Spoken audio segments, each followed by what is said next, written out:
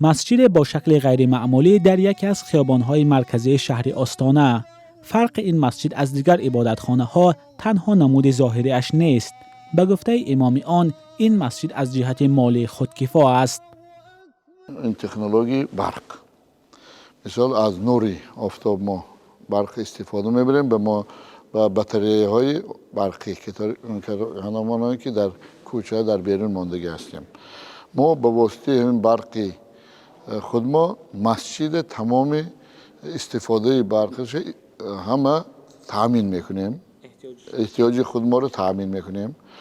بعد موقع همون کاری همون برق زیادی از ما را با کارخانه آبی شهر اداره برق همچون با شرطنامه میتیم برای استفاده خلق.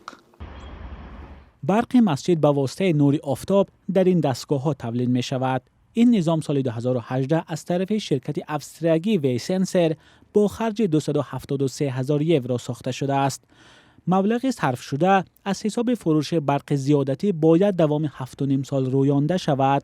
رهبر شرکت ویسنسر به رسانه‌ها گفته بود این اولین مسجد در جهان است که خودش را مستقلانه با برق تامین می‌کند. یحیی خواجه اسماعیلوی تاجک تبار 35 سال است که در منطقه‌های گوناگون قزاقستان امام خطیب بوده است. میگوید نباید مسجدها دستنگری خیر و صدقه مردم باشند. برای برآوردن خراجات مسجدهای زیرتابعش این روحانی از اصولهای گوناگون کار گرفته است.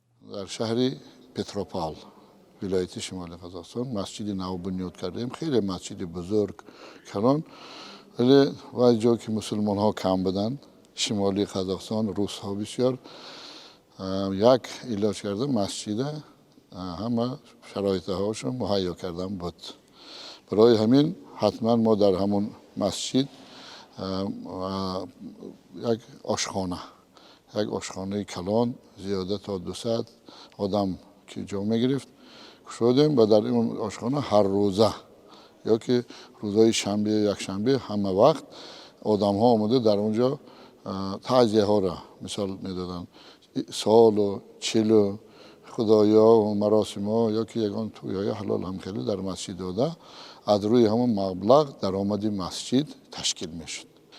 از این روحانی پرسیدم که درآمد مسجد چگونه حساب می شود و تا کجا شفافیت تامین است. میگوید مسجد محاسبات دارد و دخل و خرج را 10 عضو هیئت مؤسسان نظارت میکنند. در تاریخ دین اسلام مسجدها قبلا صاحب دارایی‌های بودند که وقف نامیده میشد، اما حالا مسجدها در تاجیکستان و بسیار کشورها بجز از بنا تقریبا چیزی ندارند. به استثنای معاش امام‌ها، خراجات دیگر این عبادتخانه‌ها از حساب صدقه مردم است.